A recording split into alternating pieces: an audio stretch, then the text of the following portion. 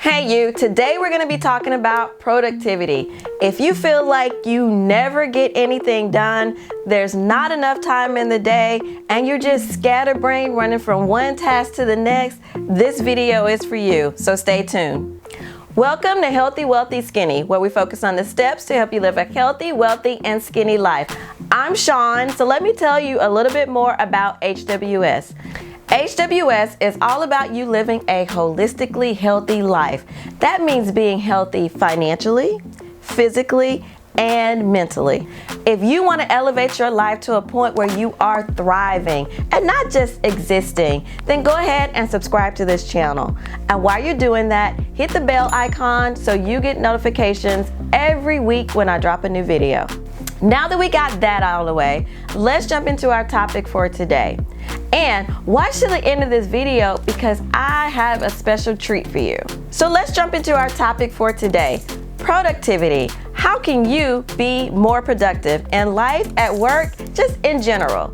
I'm going to give you 5 tips to help you be more productive.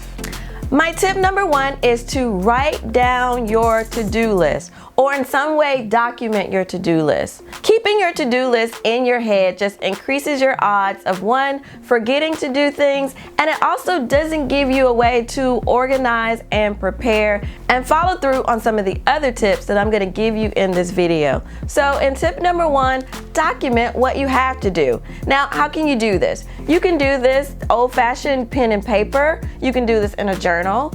A lot of people like to bullet journal, especially if you are creative. That gives you a creative outlet and lets you make things all pretty. But a bullet journal is a great way to do it. You can use apps. My favorite app right now or tool is Trello, and I'll tell you more about that later. You can also just grab your smartphone and pull out your Notepad app inside of your smartphone. Do anything you can do to write down or document those things you need to do.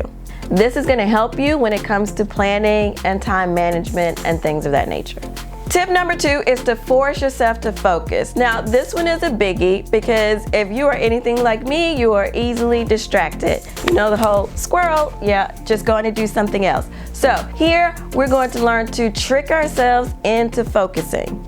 If you're not focused on the task that you're doing, you can't get into what I like to call the zone. And the zone is that place where you are being productive and completely focused on that task, where you do it efficiently and you do the best job at that task. So if you're not focused, you cannot get into the zone. So how are we going to stay focused? 1, we're going to turn off anything that's going to give us a notification. That means if you're at work, your notifications for your email, that's got to go. Your cell phone needs to be silenced. Anything that can give you a notification that's going to distract you needs to be turned off or muted. Now, depending on where you are, you may need to hide yourself from others around you. So if you're a busy mom, you may need to get away from the kids if you have tasks to do that you really need to focus on, or get away from your husband or any coworkers or basically anyone that might interrupt you.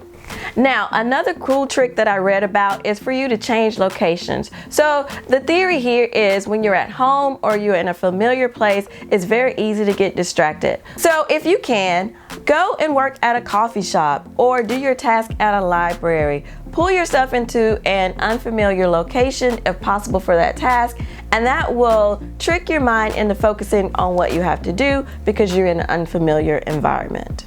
Tip number 3 in increasing your productivity is to set priorities.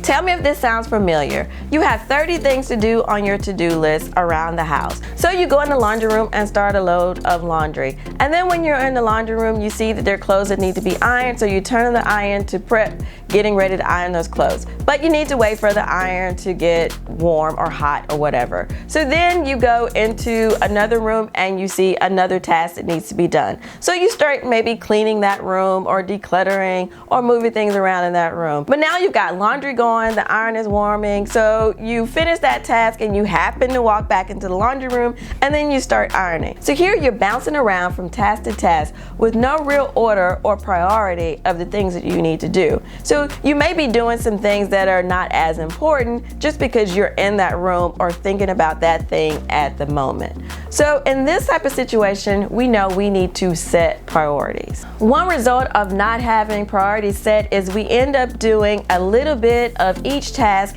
and know one task getting done completely or being done very well.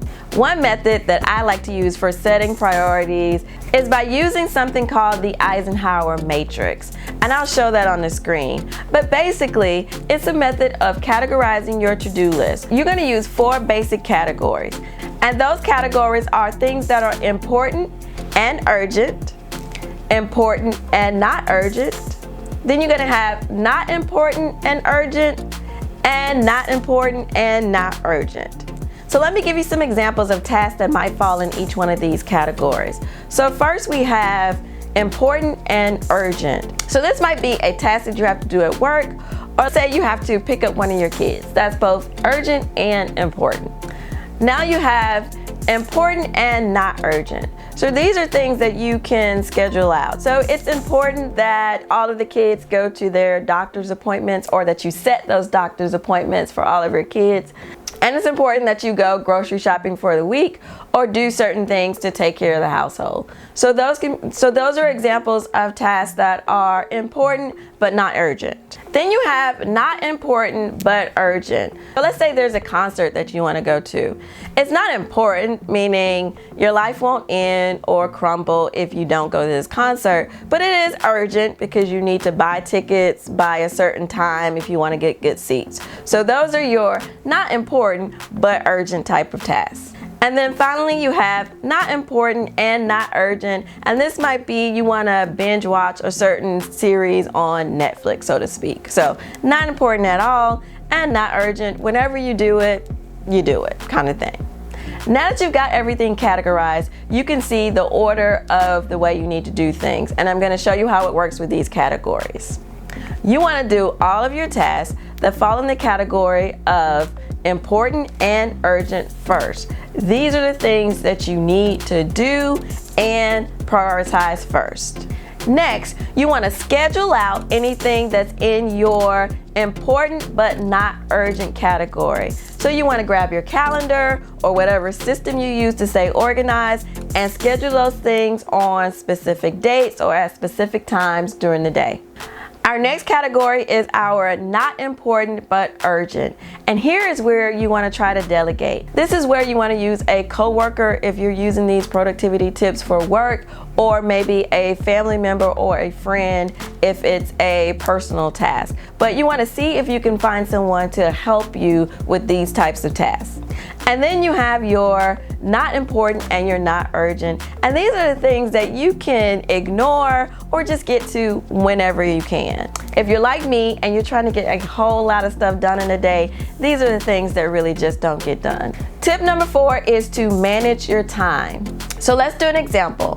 One of your tasks is to meal plan for the week. So you sit down and you meal plan. Well, you need some ideas on recipes or meals, so you go into Pinterest. So while you're in Pinterest searching for those meals, you see a pin with a tagline that interests you. It has nothing to do with meal planning, so you click on it. Well, now you're distracted and now you are researching something other than meal planning. Before you know it, you spend all this time searching for different things on Pinterest, researching things that might be valuable to you, but not related to the task that you're doing at that moment. Here's where we need to bring in some time management techniques. Applying time management simply means setting a specific time period for you to work on a task, and then blocking out everything else while you're working on that task. Back to that getting in the zone type of thing. So here's an example of how you can apply time management to being more productive. So let's say you have a large task that you need to do.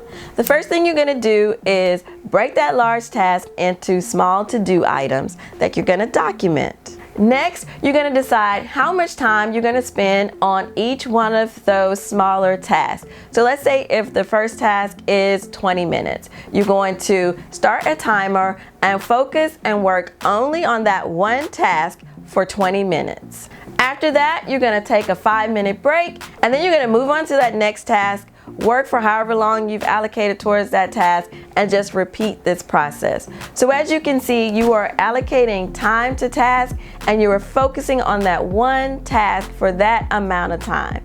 And this is going to help you to breeze through all of those smaller tasks, and thereby you achieve your larger tasks that you have on your list. And tip number 5 is to just say no. And I know this sounds easy, but for a lot of us, it is hard to say no. When your friends come and ask you to do something, you love them and you want to help them, so you say yes. When your kids come to you for something, 9 times out of 10 you have to help them, but sometimes they ask you for things where you really could just say no. And the same thing can apply at work with coworkers. A coworker might ask you for help to look at something or help them with a task, but really, if you don't have the time, you truly have to say no. Saying no will stop you from adding items to your to-do list that you just don't have the time to do. Things that you end up just doing out of guilt because you just could not say no to that person. And this is where documenting your to-do list and having it handy gives you a picture of what you have to do, and you know when you can say no or when you can really branch out and help somebody. Because helping people is good, but if you don't have the time, it's not good for you, and you probably won't do a good job at it, and it's not good for them either. So now it's time for that special thing that I told you about. I mentioned earlier that I like to use a tool called Trello. And if you haven't heard of Trello, Trello is a productivity tool that can keep you organized and on task for projects. And this works in your personal life and in a work setting.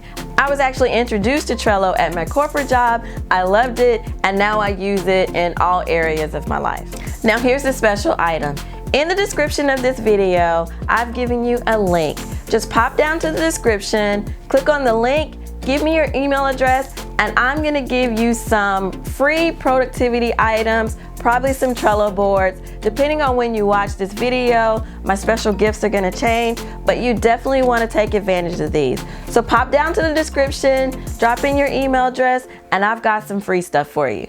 Now that I've given you the secret sauce for being more productive, and I told you about a great tool called Trello and how to get some free Trello boards, I want you to watch this video right here, because if you're new to Trello, I'm going to tell you all about it. So go ahead and watch this video, and I'll see you next week. Bye.